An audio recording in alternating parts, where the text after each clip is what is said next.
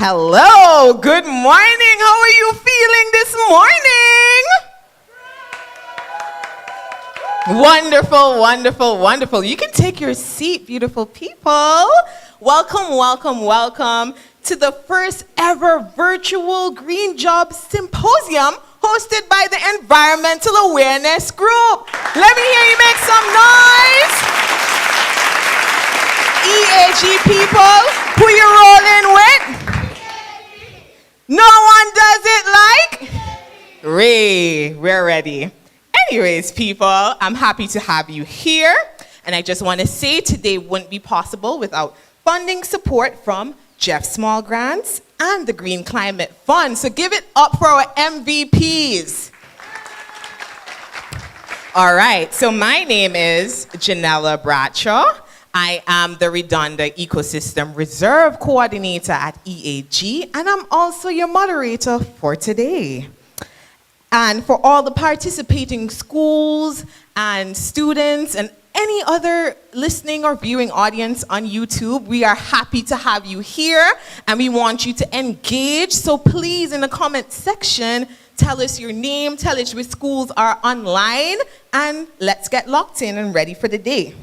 So guys, let's get into our introduction. Who are these wonderful people on the stage? We have 8 talented individuals who all do various jobs, but they all fall under that broad umbrella of environmental jobs. So we're gonna start. We have right here for you, Rulio Camacho, and please, yes, do a little dance. Let people, yes, know who you are. Next up, we have Petrolina Isaac. Yes, wonderful. And down below, we have Anika Nicholas. Next up, we have Billy Gernert. Awesome. And back on top, we have Colin John Jenkins. Wave to the people. Peace up. Peace, sir. Next to him, we have the wonderful Dwight Lavinscount. And back down, we have our very own Shanna Challenger. Last but not least, we have our very talented Lawson Lewis. Give it up for him. Let the people know. Wonderful, wonderful, wonderful. All right. So let me just give you a quick overview of how today is going to work. So after each 2 speakers, there will be a question and answer segment. And listen, people, I want you to pay close attention because there will be prizes to be won.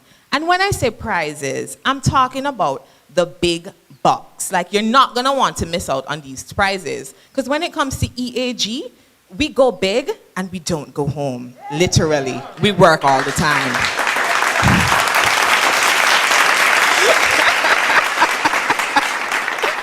So, after each segment, you will have a chance to ask your questions. And for the people on YouTube, please type in your school and your name so we can give credit to the individual who is asking the questions. And we will be monitoring your participation so we will know if you are really engaging. All right, so enough of all this long talking. Are you ready to get into this? Yes? No? Are you ready for this? All right, let the games begin. So, for our first speaker of the day, we have Rulio Camacho, and he is a marine ecologist at the National Parks Authority. And guess what? These people only have 5 minutes to talk to you. So once that 5 minutes is over, we locking them off. Mic shut off, timer gone, next person. So, take it over, Rulio. Thank you, Janella. All right, so good morning, everyone. My name is Rulio Camacho. I am from Falmouth Village, Antiguans Barbudans. I am a marine ecologist, and simply that means that I look at the interactions between living organisms in the marine environment. I started my schooling at Foundation Mixed School. I went to the Princess Margaret Secondary School. I did 2 years at State College. The major subjects I would encourage there are environmental science, biology, maths, and one of physics or chemistry. I'd really say it's either between. I then did a Bachelor of Science at the University of West Indies, a double major in environmental biology. And I have then since completed a dual master's in marine biology and marine policy at the University of Maine by a Fulbright scholarship. So that is my, purely scholarly experience to this point.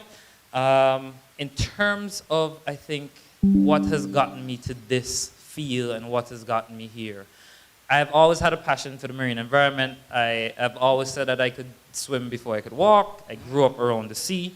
I've always been a curious person, so science is a field that naturally came to me. And I think those two things really just mesh together. I think it's very important if you are going to be in this field for you to have a genuine passion about wanting to make a change and be willing to really try and fight the good fight. Right? There are a lot of things improving and there are a lot of doors being opened at this point, but it's really important for you to really try and push hard. Volunteering is incredibly important. Internships are incredibly important. There's a variety of organizations that are doing internships now, the Department of Environment, Environmental Awareness Group, the National Park Authority. We are also creating some internship programs. And so I would really say that, keeping your eyes open, coming to functions like this, meeting the people in this room. I had never had the opportunity to be at something like this when I was growing up, right? And this would have enabled me to be so much further ahead at that point. So you guys already have a head start. Absolutely, you have a head start. So I would say definitely keep that in mind. Right now, I focus primarily on coral reef ecosystems, but I also do a lot of work looking at your seagrass beds and your mangrove wetlands. And again, focusing on the ecological aspects, so the interaction of all these three ecosystems. What I will also tell you is that if you're going to be in the environmental field and you're going to try and make a difference here in Antiguans Barbudans, also know that it's not just the environmental field you have to think about. There's the people who also interact with the environment, and it's important to understand that everyone is trying to live, everyone has had their struggles, and we are all trying to make the world a better place. We're all trying to do our little bit to improve the systems. So, it's just important to push hard in that respect. I know I might be close to time. I don't know how I'm looking at time.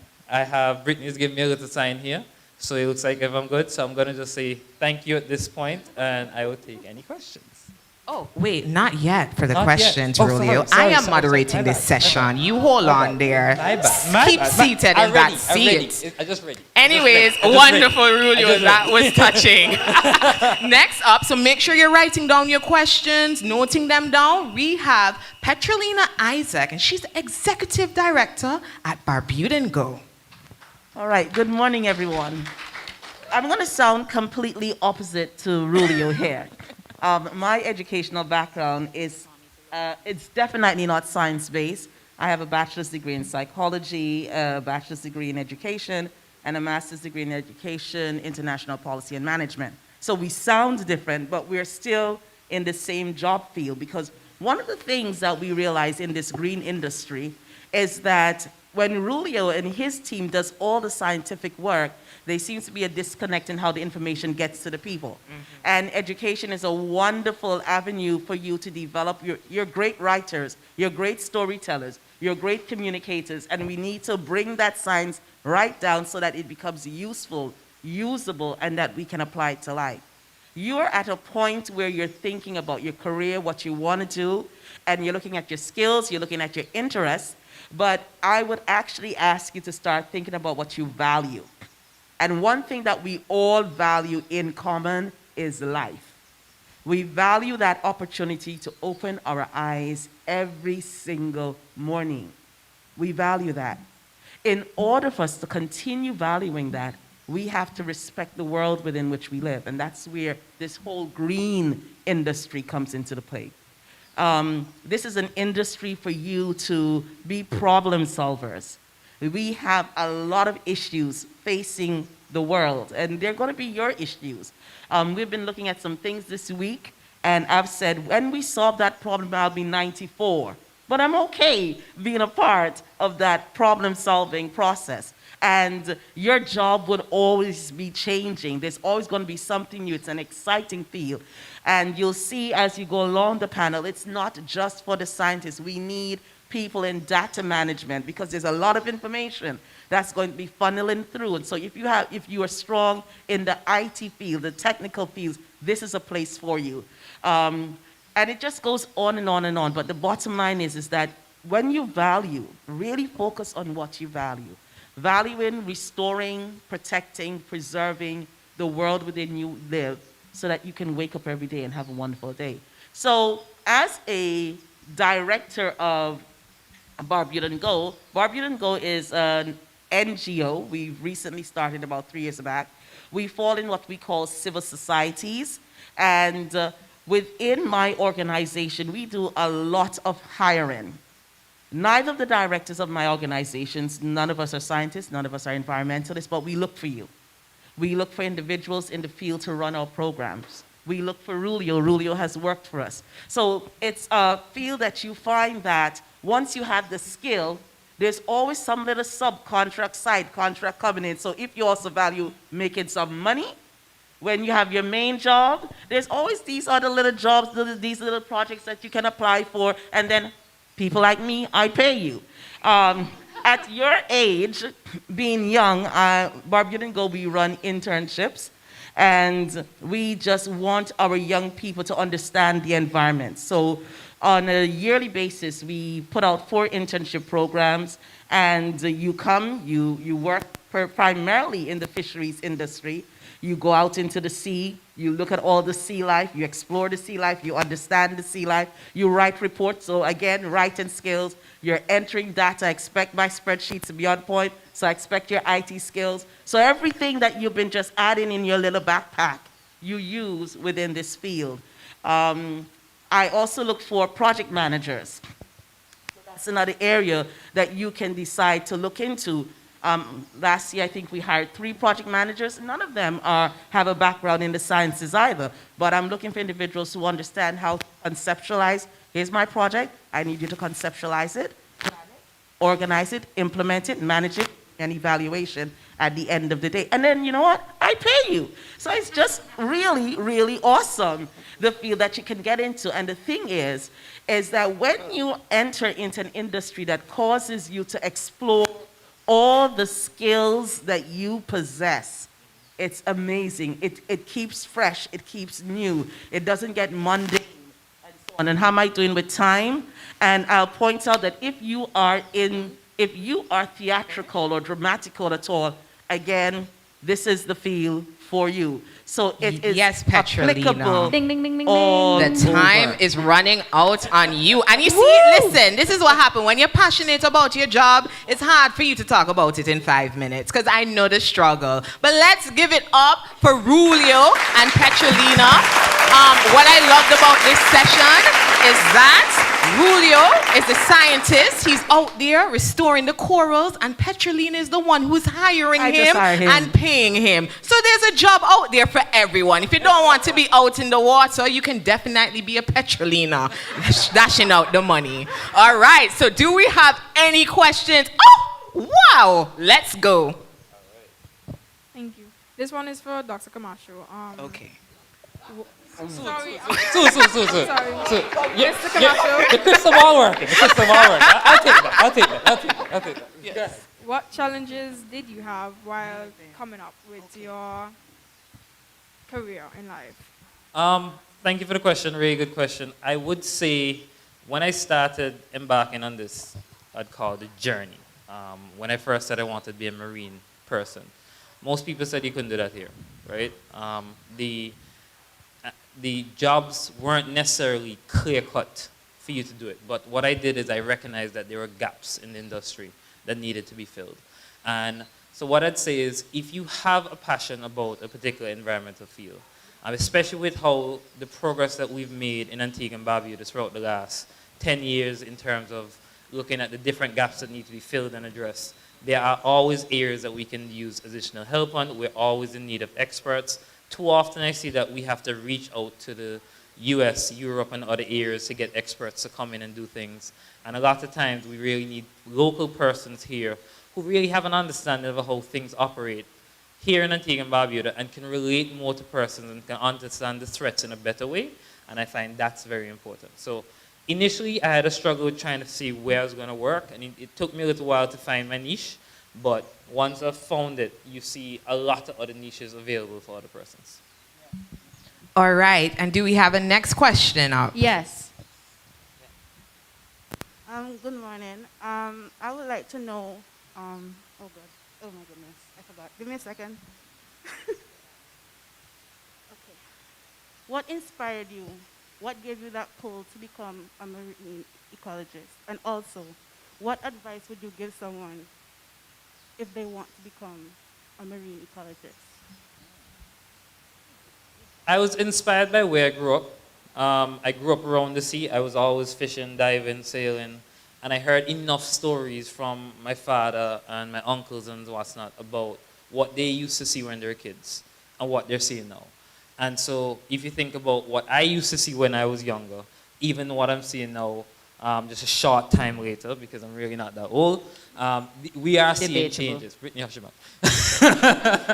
So we are seeing changes. And so I think my inspiration is that I really have a genuine love for the marine environment and a genuine desire to see things recover and to see things in a way that the next 4, 5, 6 generations can go out there and enjoy it. Sorry, what was the next question? Share the second. Yeah, remind me. What words of encouragement would you give someone? My recommendation to you is try and immerse yourself as much as possible in anything environmental, not just marine aspects. So I have done snake work on the offshore islands. I've done rat work on Redonda. I have done paperwork. I've done projects. I've done a variety of other aspects in the environmental field, and it helps you to actually make a difference in the area that you're most focused on. So anything environmental related that you can get into at this point in your life, get into it.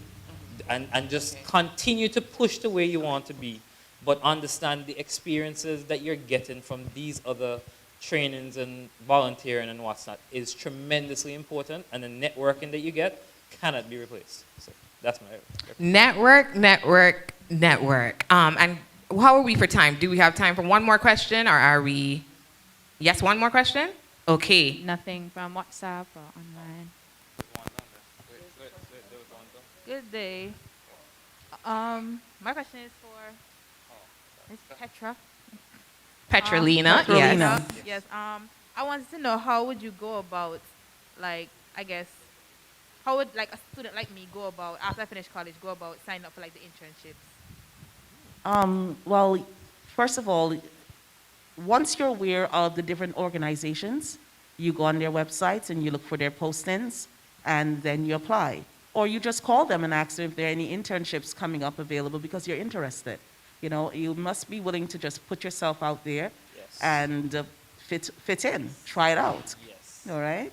So EAG, Barbudan Go, MAPA,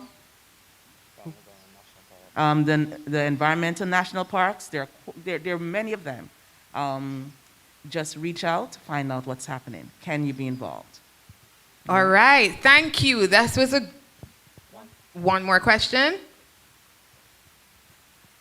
So, to my knowledge, I know that many coral reefs around the world are slowly disappearing because of rising temperatures. So I was wondering if you ever found a way to work around it, and if we humans can use like science and technology to reverse the effects of the bleaching of the coral reefs.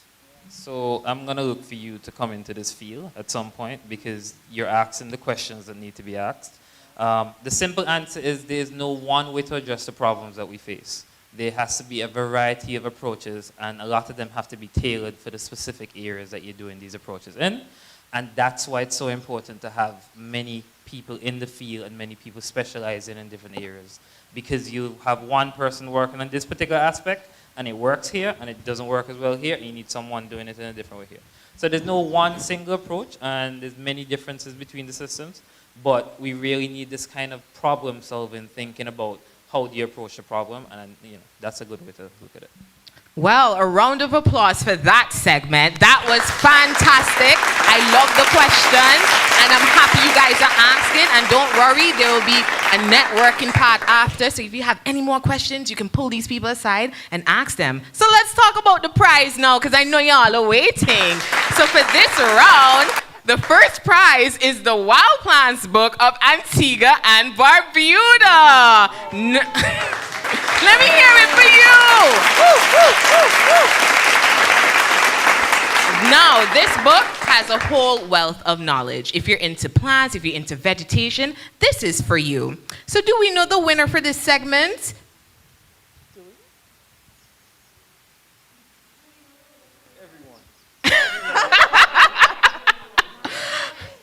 So State College, definitely. So give it up for the Antigua State College. This book will be in your library. All right. So up next, we have Aneka Nicholas, and she is an attorney at law at the Department of Environment. And then after, we have Billy Gernert, and he's the founder and vice president of West Indies Sail Heritage Foundation. Take it away, Aneka. Good morning, everyone. My name is Aneka Nicholas, and as Janella would have introduced me, I'm an attorney at law at the Department of Environment. I went through the regular high school, state college stuff, but at high school, I actually did all three sciences. I did physics, chemistry, biology, and nobody looking at me would think that. But I did do all three sciences, and then I got to state college, and I'm just like, I don't like blood. So I just can't. So when I got into the office to pick my subjects for A-levels, I was just like, law looks interesting. And that was the beginning of my journey. After I completed state college, I went off to the University of the West Indies, Cave Hill campus. That's the best campus. Don't let anybody tell you otherwise. And I did my bachelor's in law, and that took 3 years. And after I completed my bachelor's, I went and interned at a law office. And I fell out of love with the law. It was a lot of soul-sucking work. I'm not going to disparage other attorneys, but I did not like the type of work that I was doing. And so I kind of bounced around a bit. I was just like, I don't know what kind of law I want to do. Maybe I'm not doing law anymore. And I decided to take a chance at the Department of Environment, where I met so many wonderful people, including some people on the stage, Shanna, Dwight, Rulio. I met all of them at the Department of Environment. Eventually got to work with all of them at the Department of Environment. And I actually started in the physical planning department. So I was like going out in the field. I was in bush. I used to dress up like this to go to work and have a set of boots in my drawer, ready for when we got a call, and just ready to be ankle deep or knee deep in mud. And then I eventually realized that I really was, I could merge my passion for the environment with the education that I had already received. And I was just like, okay, time to focus. I actually just completed my legal education certificate. I graduated last year. Woo! And a round of applause. And I was actually also called to the bar last year, so I'm a fresh off the boat new attorney, but I have a lot of environmental experience because of working at the Department of Environment. So I've been at the department, as I've said, since 2014. And during that time, I've become very knowledgeable in a lot of different fields in implementing these environmental policies. So Rulio is providing the science. People like Rulio and Shanna are doing on the ground, providing the science. And I'm just like, okay, how can we work this into legislation? How can we put this into law? How can we put this into policy? And I know that sounds kind of boring. I promise you it's not. It's really not. So I actually was part of a many-man team at the Department of Environment, and we passed the most comprehensive environmental legislation in the Caribbean, this side of the world. I hope you guys are familiar with it, and if not, you guys can email me and ask me any questions about the EPMA, because I know it like the back of my hand. So one of the skills that I would say that you would need to be an attorney or be an environmental attorney, besides a passion for the environment, is loving to read. You cannot get around needing to read for your degree. That's literally all you do. Rulio and Shanna and everybody else on the stage get to go outside and touch grass and be along the lovely butterflies. You're going to be in a dusty library and you're going to be reading till your eyes and then squint like this and you can't even see and you don't see your friends, but it's worth it in the end. I've also, throughout my journey at the Department of Environment, become an expert in the Nagoya Protocol, and that governs when people can come to Antigua and Barbuda, they want to study our wildlife, and they want to take it back. So like what happens after that? What kind of benefit are we getting? Are you passing on this knowledge to people at Antigua State College? Are you training people at EAG on how to do the study so we don't have to keep coming back to you to ask? So I really ensure that people who are coming here to study our wildlife or do any kind of studies in Antigua and Barbuda are passing on that knowledge so we don't have to ask them again. I believe I've answered all the questions, and I think I'm well within my 5-minute time limit. You can tell that she's a lawyer. She's on time. She made her point. She hit all the notes, and we are so happy. Thank you, Anika. Round of applause. All right. Now it's time to hear from Billy Gerner. Take it away.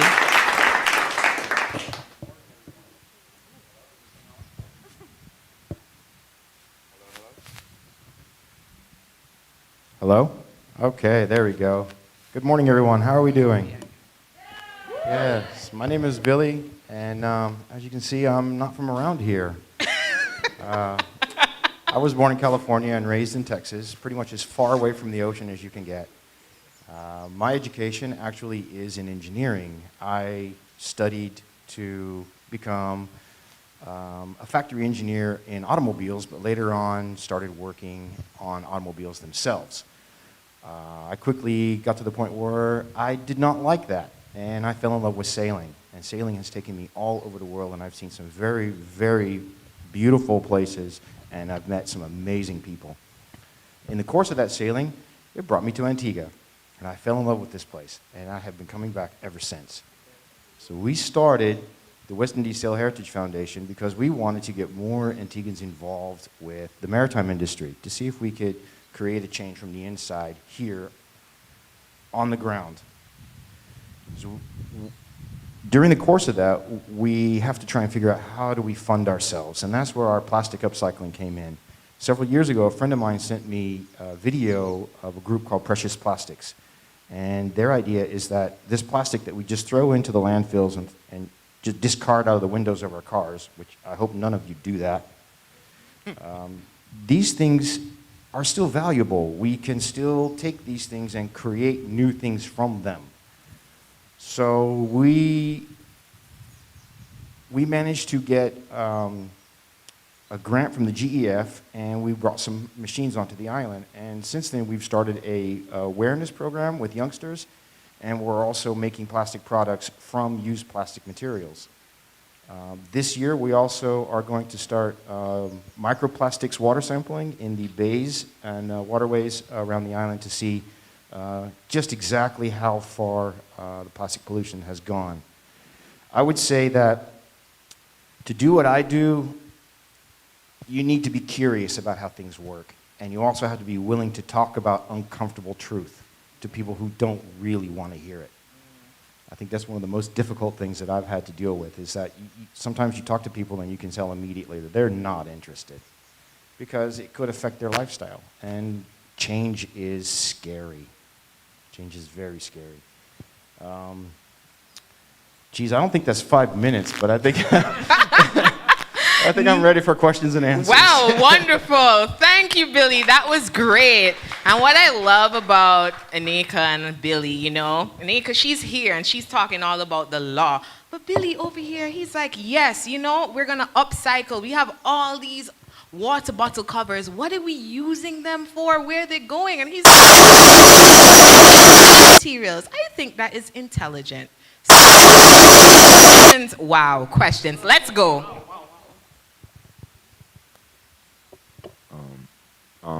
By other materials, like what you use them and make out of them. So if I understand this correctly, what sorts of plastics can we use? No, like said, what do you make out of Oh, them? so at this point in time, we make bowls, we make cups and keychains, we make flower pots, and I've also started making furniture, simple furniture. Wow. Yeah. Do you So sell I them? made a stool last week that weighs 20 pounds, and we did the math on it, and that's approximately 6,000 bottle caps that are not going into the landfill. Wow, that's amazing.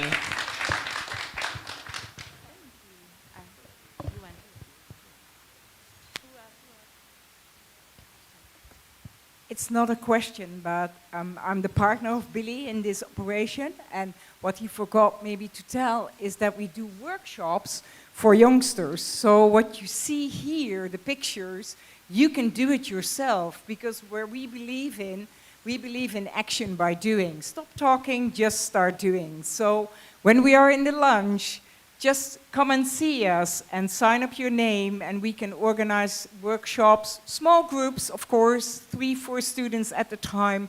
We can organize workshops, and you can see how it works. All right, and we have a question from our WhatsApp board. So good morning. This is Faith Miller from the Jennings Secondary School. Good morning to you, Faith. I have a question to address to Anika Nicholas. What do you believe can be done to get students more interested into attorney law? And what made you be interested in this specific career choice? Okay. To get people interested in becoming an attorney at law, I find some attorneys, tend to make it sound really, really boring. But being in the environmental field, I believe I'm more fortunate than others that I've gotten to go out into the environment and actually, experience the environment so that you know what you're working to protect. So I think that is one of the things that can encourage people to become environmental lawyers. Just go outside, go in your backyard, or go to the beach, and look at the state of the beach. Look at pictures from before you were born of the beach that you're on, and really focus and really, see what you're fighting to protect. What was the second question? And what made you interested into this What field? made me interested in environmental law?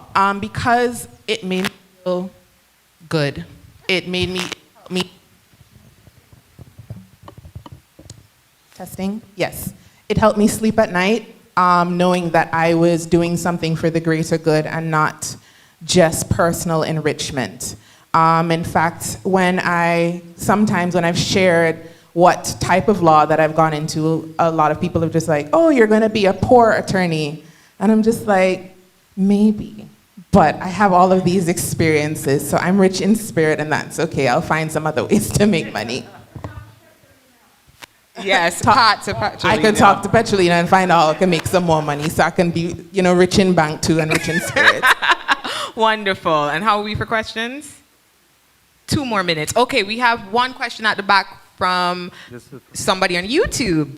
Yeah, question from YouTube, from Israel from Island Academy. How do you sign up to help with this recycling process? How do you sign up to help with this recycling process? Well, yeah, we have a Facebook page, the West Indies Cell Heritage Foundation, and you can contact me on WhatsApp at 268-776-3484. Wonderful. And we will put that number in the chat for you. All right, one more question. This one is for Aniko, right? You said you fell out of love with law, right?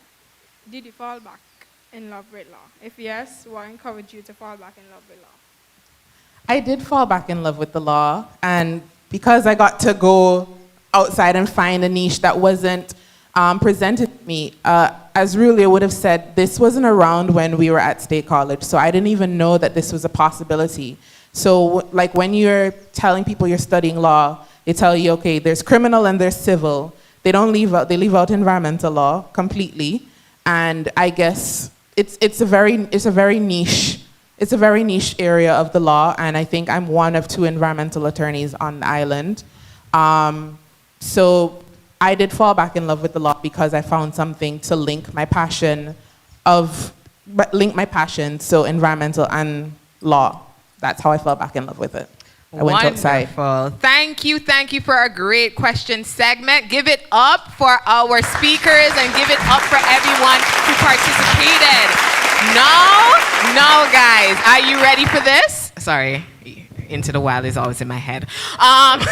It's time for the prize. So the prize for this segment, you are going to be the Offshore Island Conservation Program Coordinator for a day. Let me hear you make some noise. And in case you didn't know, we have our OICP coordinator on the list, and she's up here and she's going to speak. But our offshore islands, they're globally recognized as a key biodiversity area. They saved the Antiguan racer from extinction, and EAG, we maintain 12 offshore islands of conservation importance. So if you have never seen a racer or you've never tagged a racer, this is your chance. And do we have a winner for this segment announced as yet? Not yet, but this is suspense. So you keep on waiting to see if you won this OICP coordinator position for the day. All right, and keep on participating. Perfect.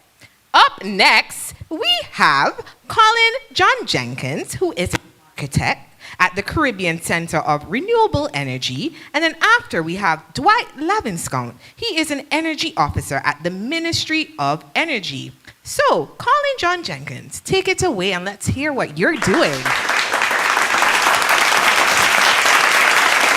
Good day.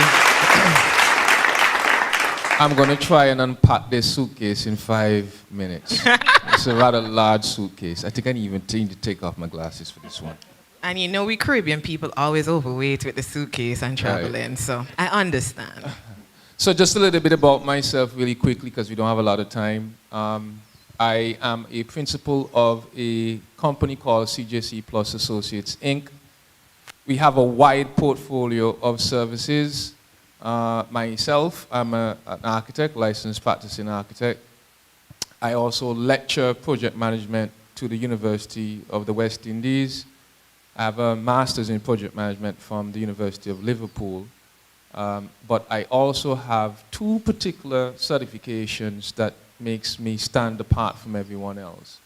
And that is, I became in 2019 also the first person in the entire Caribbean with a special certification from the United States Green Building Council called LEED Accredited Professional. LEED stands for Leadership in Energy and Environmental Design. But added to that, I also became an accredited professional in something called WELL. So I'll explain what that is really briefly. So the company offers architecture, project management, sustainable consulting. We also offer quantity surveying, construction management, interior designing, you name it. I wanted to sort of trigger your thoughts in understanding that while we all speak about these flashy careers, and it's trending because Joe Biden decided that he's going to invest over $1 trillion in climate change, so that's money. I want you to think about, particularly with your career, not what you want to become, but what problems you want to solve. That's very important. When you start to approach your career in that aspect and thinking about climate change, some things are going to come to light. So when you're talking about green, before you thought about solar panels on roofs or maybe energy efficiency, I want to give you a wider perspective. Green encapsulates 4 points. 4. And all of our careers on this stage and this platform touches on some part of this. 1, sustainability. So, you know, this is catchphrase. The ecology, the economy, and the society. That's fine. Everybody knows about that one. But it goes beyond that. There's also resilience. Your ability to resist what's coming from climate change. Your ability to stand up, and all that goes with that resilience. Then there's equity. So even my colleague, Ms. Nicholas, the attorney, talking about equality and access for all persons despite their status in society. That plays a part of this. And last but not least, well. It has to do with health and wellness dimensions. You all of us here have been experiencing the pandemic, and we know what health has to do and the importance it plays. If you're not healthy, you cannot produce. So when you add these four things together, and you start to ask yourself, how can I be passionate about something that resolves a problem that fits into one of these dimensions?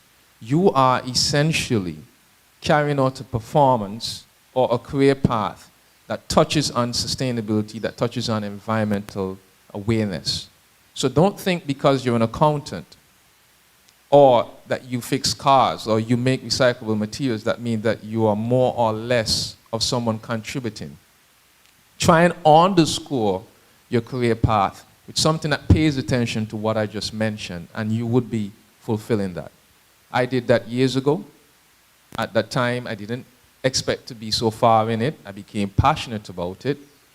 And recently, I was so happy to announce to the Department of Environment, who I was working along with, that we had successfully designed Antigua's first green building that was sanctioned and certified by the United States.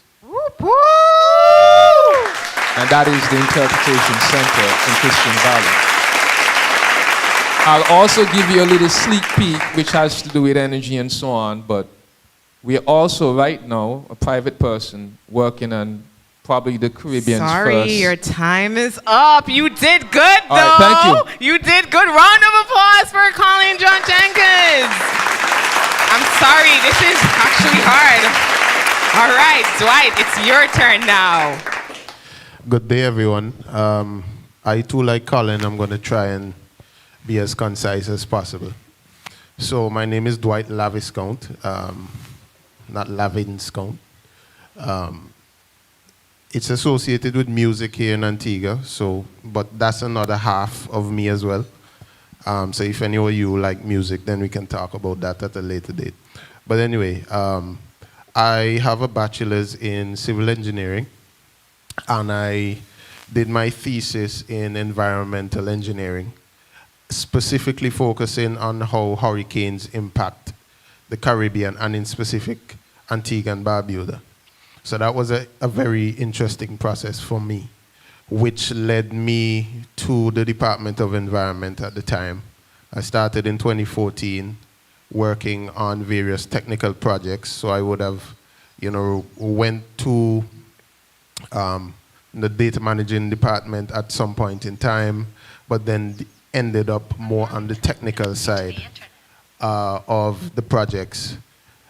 Before I left, one of the last tasks that I was tasked with was to, we had ordered some wind turbines from China, 15 of them, and my task along with my other partner was to bring them in and to house them at the lovely station, the U.S. Army base up there. So there are nice 15 turbines up there sitting, waiting to be installed on Antigua and Barbuda. I'm just waiting for them to be installed so you guys can see them.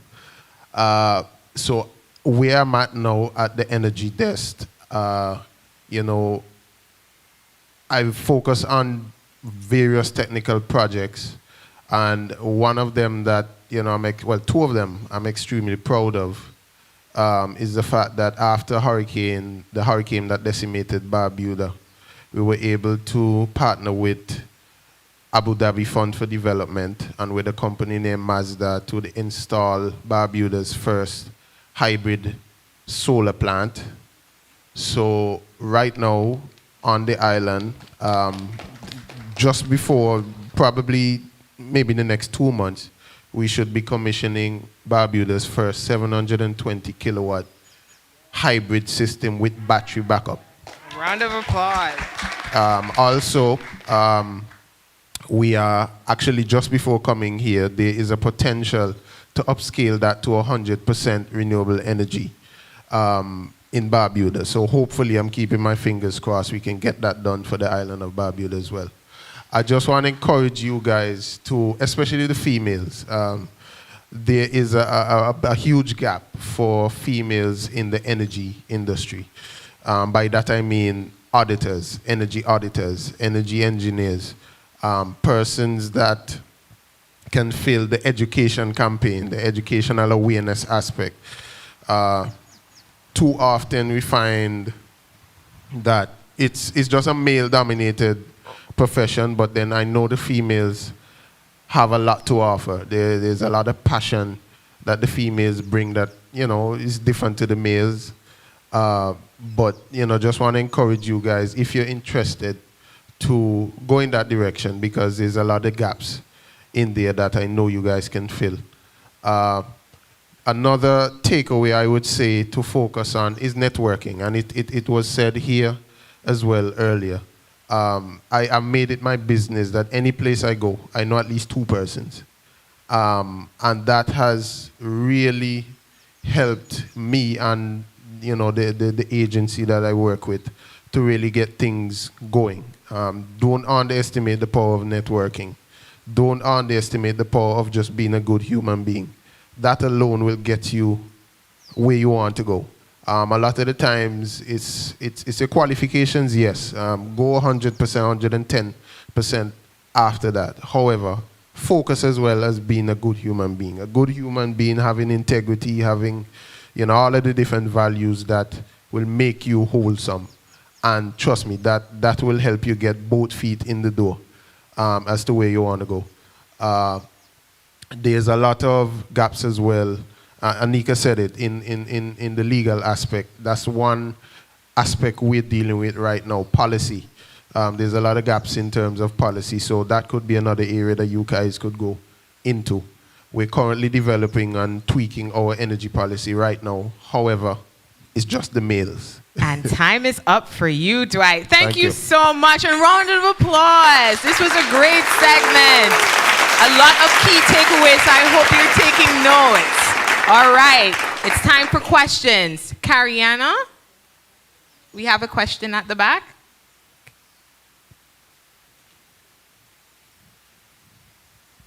Good morning. This question is for Colin. It's from Novia. She's from the Island Academy, and she wants to know, what kind of projects do you enjoy the most? And she also has a follow-up question, but not for you. She has one for Dwight. What effects would solar panels bring to our economy? So, What was the first question? the first question for you, Colin. What kind of projects do you enjoy the most? What kind of projects I enjoy the most? Working on the most, yes. The ones when clients cooperate and can see the vision. And this question is for Dwight, also from Novia from Island Academy. What effects would solar panels bring to our economy? Solar panels, wow. I would even expand that and say, what effects does renewable energy bring to the economy? That's the question, right?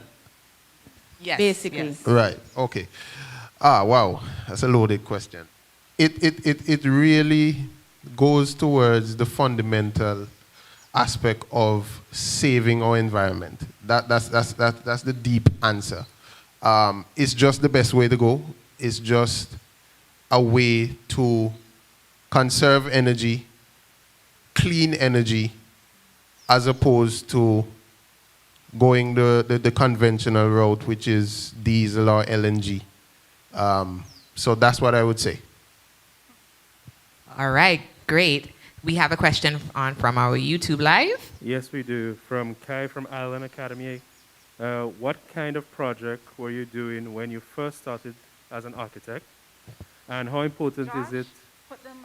And how important is it to be an innovative person in your field? What kind of project I started when the career When of you architect? first started, Yes. yeah, as an architect, and what kind of innovation it takes to be in your field.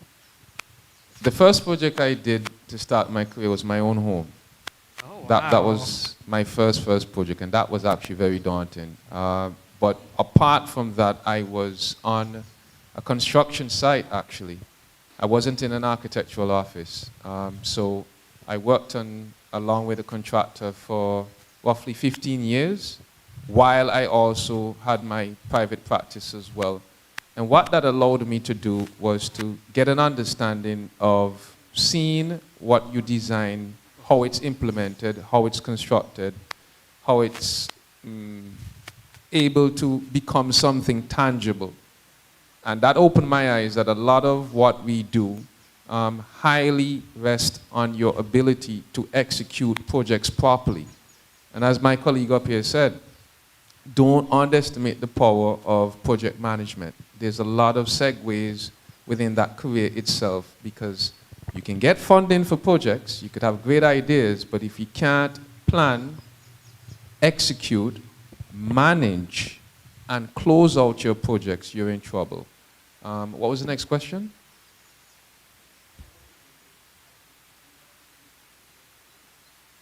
How innovative do you have to be in your field?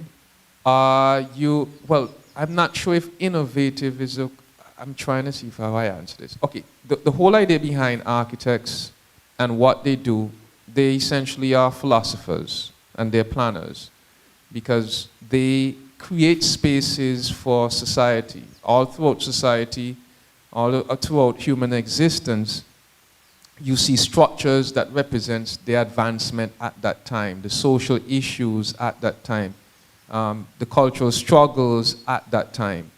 And in order to manifest that properly in a language that inspires and solve issues, you have to have a certain amount of creativity. I studied in Cuba, and they have, 14 universities for every parish also that deals with this kind of study. And although they offer all different types of careers that you can do anywhere in the world, architecture is the only career that you had to do a test to enter. So they gave you 3 questions, and you had to visualize the questions and put it on paper. And I never understood at that time why. But then as I started the career, I realized that in order for you to be above the level that you need to be, you have to be able to be a visionary. All right, Colin, thank you. You just seem to be the hot topic of the day. You're going to have your own session. But round of applause, round of applause. All right, so we have an update for the person who won OICP Coordinator for the day. That's the gentleman at the back from the Antigua State College who asked about the coral reefs with Rulio. So that is your prize, so congratulations to you. And for this segment that we just finished, the prize for it is some eco merch. So you will get your own eco-branded reusable bag, reusable water bottles, and some stickers to stick on your, anywhere you want to stick them. And do we have a winner for that? I feel like it's from Island Academy, but I don't know who yet. Yes, so we will announce that later. All right, folks, this is our final segment, unfortunately. It's been a great day. But listen, if you want to win something, you need to start to press gas, because you don't have any other choice. All right. So right now we have Shanna Challenger, and she is the OICP coordinator, the Offshore Island Conservation Program coordinator here at the Environmental Awareness Group. And Shanna, you take it away. Good morning.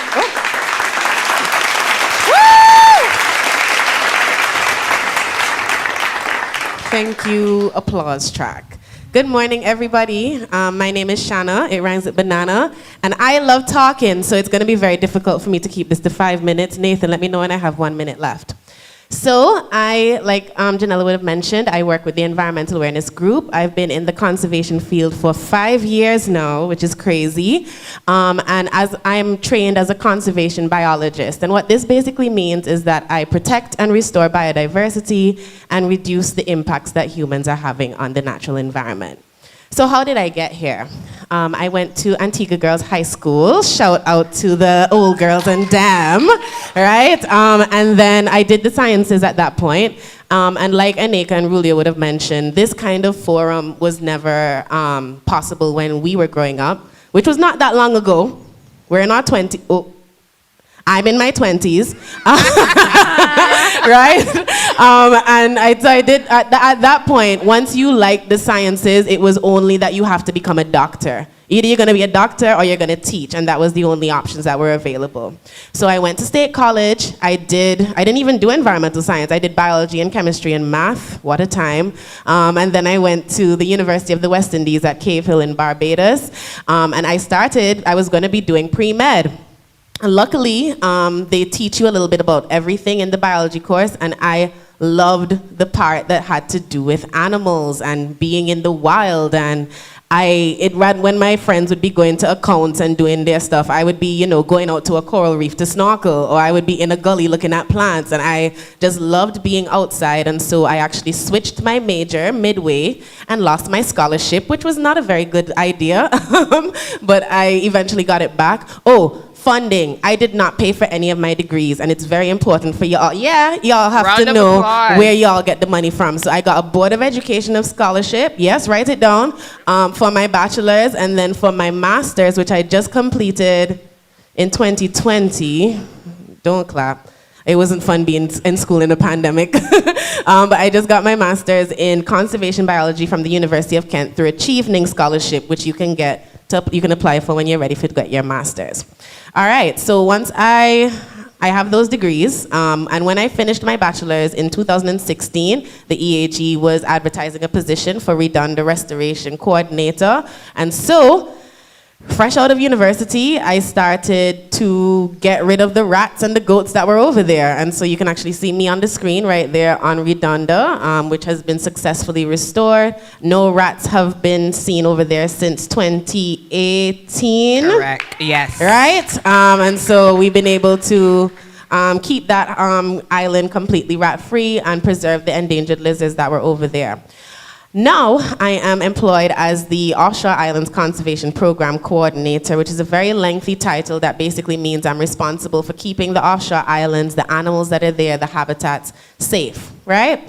And so that job can include me doing a number of things, such as, yes, we're starting off with this one, such as dressing up like a bird and talking with school children. So right there, I am in Barbuda, dressed up as our only endemic bird, the Barbuda warbler. Y'all know we have an endemic bird?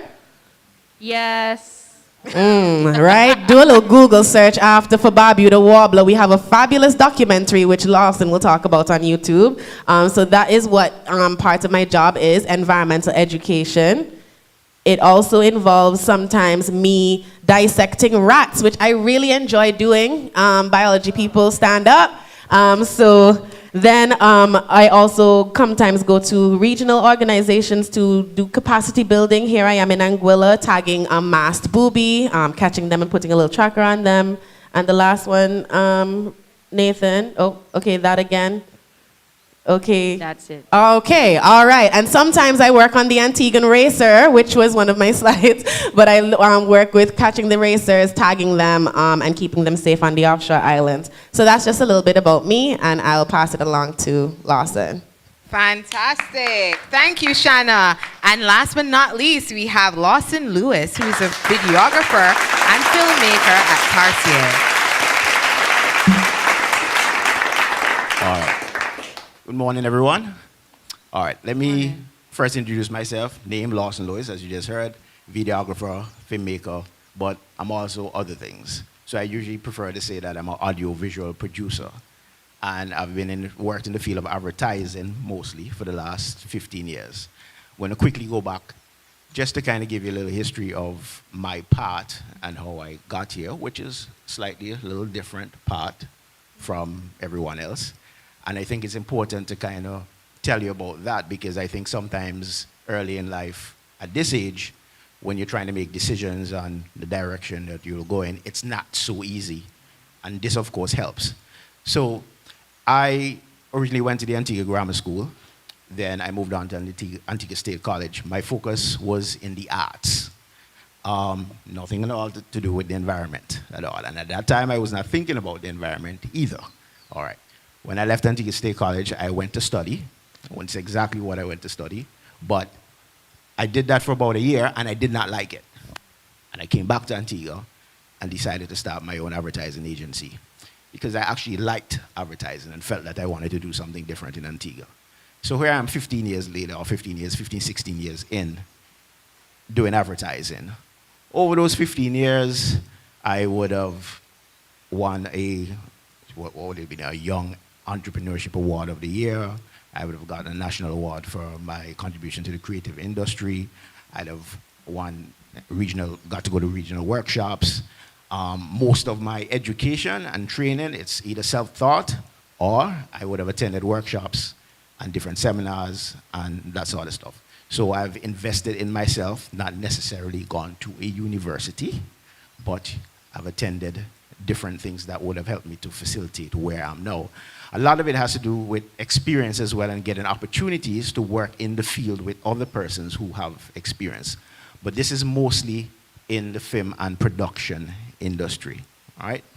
All right, so how did I get into environment now?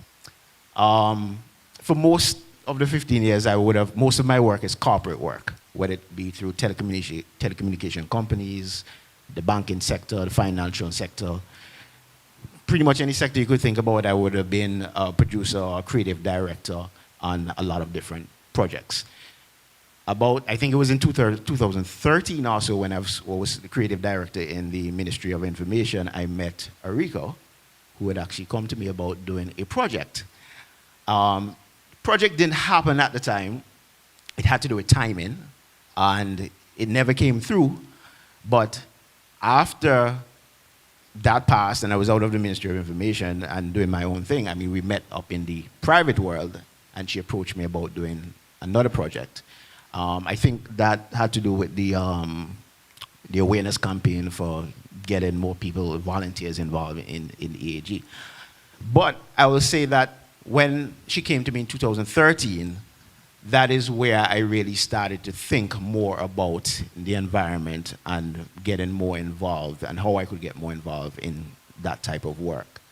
And so from our first project to now, and me sitting here and also being a director on the board of the EAG and all of that, I mean, I think it's not that I've transitioned into doing environmental work, but I feel that I've become more aware of the importance of educating people of the environment, biodiversity, and all these different things. So where I fit into this is really education. And so that's an area that you can think about as well. So it involves videography, editing. You must know how to write, understand storytelling, literature. All of those things are important because you have to understand how to communicate. You have to understand communication.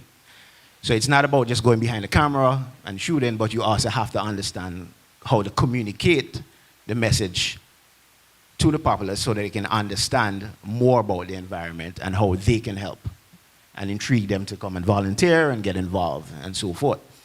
Last year, Shauna mentioned about her in Barbuda, which was with the endemic birds in Barbuda. We did a documentary called, it was the year before last, I think we did a documentary called Birds of Barbuda. Last year, we would have won a American Advertising Award in Public Service Education. Woo! Woo! So it's an award for District 4, Florida, and the Caribbean. And Oops, Lawson, you're just gonna have to stop here because our 5 minutes is up. But give it up for Lawson and Shanna. You can do better than that. Let me hear you. All right, so you know what time it is. It's time for questions. Cariana. Oh, okay. Okay, so I have two questions. What are the measures and strategies that, conservation biologists use to help protect and conserve the species on the offshore islands? And can you suggest ways that normal citizens who aren't professionals in this field, how they can help protect and conserve the species in their environment too? Thank you for that question. What's your name? Dikaya Emmanuel. Ooh, Dikaya. Thank you for that question. So the first part was about the offshore islands and what my work basically entails. what we do and how we protect the species is that we interact with them a lot. And by interacting with them, I mean monitoring, right?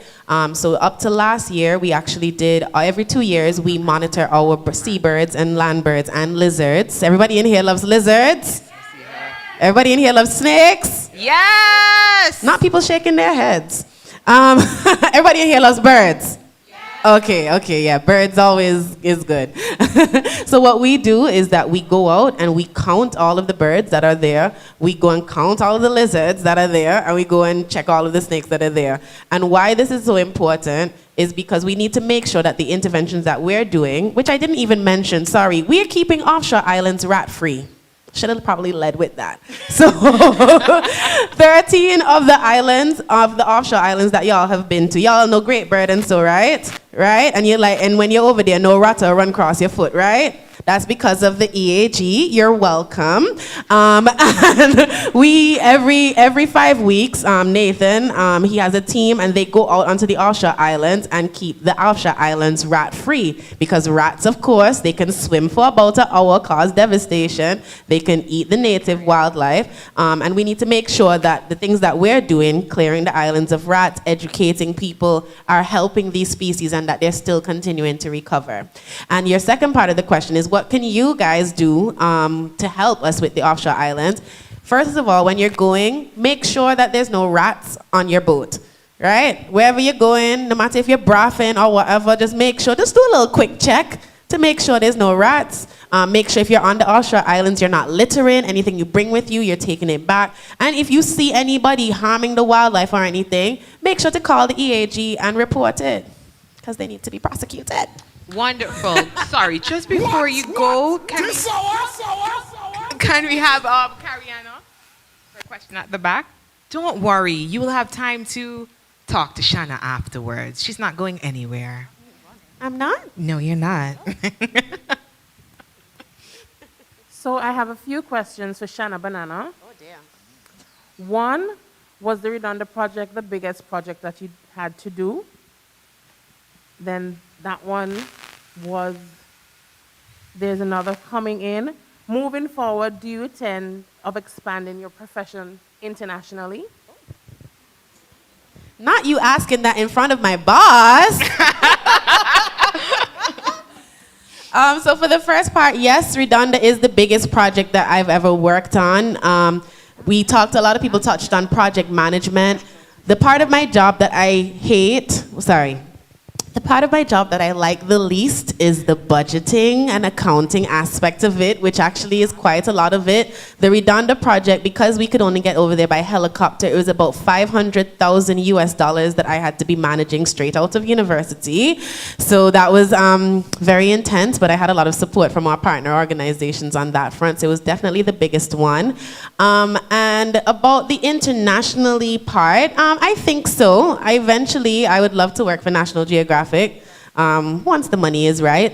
But I think that it's very important that I put in my time here, right here in Antigua and Barbuda. A lot of people, I did take a break between getting my bachelor's and my master's. I think it's very important for you to work in the field, see what it is you like, see what it is that you don't like, so that you know a lot better, but possibly. Hopefully. All right, and I think that is it for our question segment. So let's give it up for, you think? Jashelle has one more. There's a question for Lawson, and it's from one of our YouTubers. Hello. Yes, this is for Lawson. What are your future ventures, Lawson? Your future ventures. All right, right now, we're actually currently working on another documentary for Redonda, showing which, yeah, we're very excited about, especially me. I'm going to get to tell, a lot of the stories and the history of what they did over there, what the EAG has done, and some other ones that Shannon might really want me to put out there, but yeah. So, other than that, there are other projects that are in the pipeline for the environmental awareness group as well. But for me personally, in my business, I have many clients, and so I'll continue to do work in the corporate world, and I'm striving to, possibly win a few more awards in the coming years and expand throughout the region. My plan really is to expand outside of Antigua. We're already doing that, but that is my plan for the future. And to put in more work. As I'm a part of the environmental awareness group now, I'm trying to put in as much as I can and help as much as I can. So I plan to be in this field for as far as I can see. All right? Yeah. Woo! Give it up for all 8 of our speakers today. They were fabulous. We had fun. But wait, no, I didn't forget about the prize. So for the merch, we'll be giving merch to 2 of our listeners on WhatsApp. So we have Faith and Kibrian. Give it up for them. They will be receiving merch individually. Now, for the last prize, the last prize, it's the big one. And I think it fits perfectly with what has been said today with Shanna and Lawson. So how many of you have ever been on a helicopter? Raise your hands. The people on the line, the people who don't work on EAG, put down your hand. You technically work for you. None of you people. All right. So guess what? The last and final prize is that you will be the Redonda Ecosystem Reserve Coordinator for the day. So that means you'll be going on a helicopter with Calvin here. You'll be going to Redonda. You'll be doing biosecurity checks. You'll be doing bird counts. You'll be doing lizards count. Let me tell you, this is very big because trust me, for Redonda, we have a waiting list of people who want to come and volunteer. So you hear? She had to wait 3 years. So for whoever is winning this, and we do have the winner, and that's Israel from Island Academy. Give it up for them. Hello. All right, perfect. So did you have a good time today, folks? Are you sad that it's over? Yes. Yeah? Hello? No? Yeah? No? Oh, wow. Anyways, DJ, can you play me a little tune? Because we're going to have a rapid question segment right now. Just quick. All right. From the audience, quick question. And for all people listening, KFC or Big Banana Pizza? KFC, that's a win. The people on the stage? No? KFC? I'm not hearing you guys. KFC or Big Banana? None? National dish. Okay, Shanna, best soca song for you. Can I do dancehall instead? Dancehall, I'm at everything, no. I don't listen to soca like that, so I really don't have an answer. And I guess Savannah Grass. What is your best soca? Burning Flames. Burning Flames. Thank you. Okay. All right. So I'm going to choose one person from the audience. Let me see. Who's been quiet? I know who I'm coming to. You're going to tell me your top beach in Antigua to Long Bay. Long Bay? Okay. What about you? What's your beach? Runaway. Wow, you want to run away into the stars. One last person. These 2 gentlemen right here. What is your top beach to go to? Darkwood. Darkwood, love that. Anyways, this has been great. So I'm excited that you all had a great time.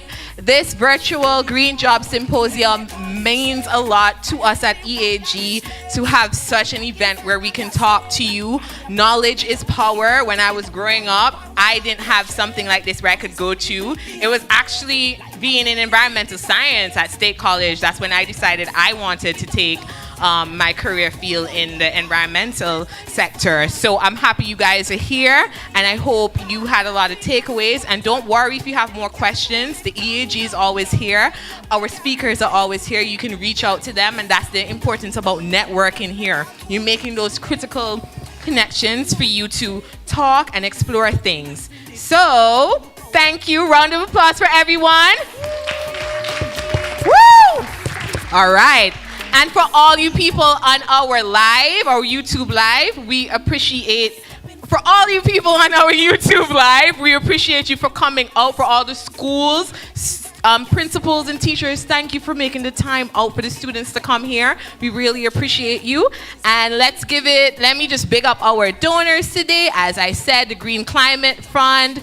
We have Jeff Smallgrants. Thank you for our media provider. We have Chazo. We have Dane. We have DJ Spaniard. Sorry, but we love you. Spaniard. Exactly, on cue. So, and thank you for our venue, Casa Palmadita. It's been great for these last 3 days. And now I think it's time for us to Don't forget to follow us. Oh yes, don't forget to follow us on all socials. On IG, we're very active. So please, right now, pick up your phones wherever you are. Go on Instagram and type in EAG Antigua. Follow right now. Follow us on Twitter and also on Facebook so you can keep updated with all the activities we have planned for the year because we're doing a lot and we're excited about it. All right, this ends today's festivities. DJ Spaniard, you play whatever tune you want to, and let's go and eat some food. Thank you all for coming out today. Have a good day.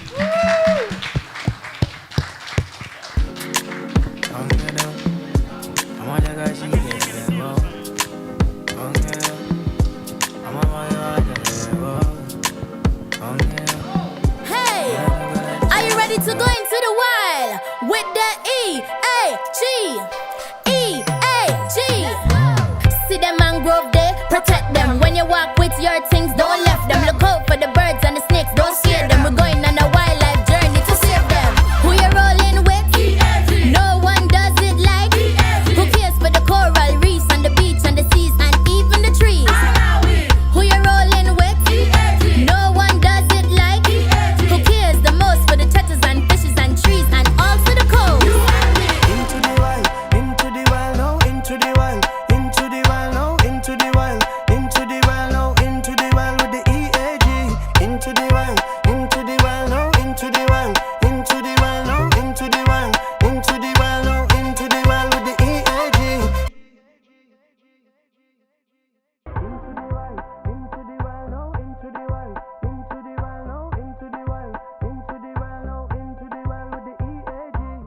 Funding for this initiative was provided by the Sandals Foundation, dedicated to preserving the environment and teaching future generations how to care for our precious Caribbean islands and their natural resources.